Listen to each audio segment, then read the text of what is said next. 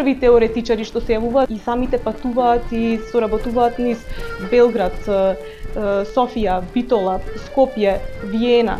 Во тие големи веќе развиени работнички центри и оттаму ги носеле тие идеи, книги, литература и слично, то во време кога се многу жестоки тие големо државни национални идеи кои што бараат од населението да се позиционира национално, да изрази некаква лојалност кон одредена држава. Покажувале лојалност, можам да кажеме, преку класата, преку тоа што сватиле најверојатно ја сватиле својата класна припадност и класната поврзаност со останатите работници.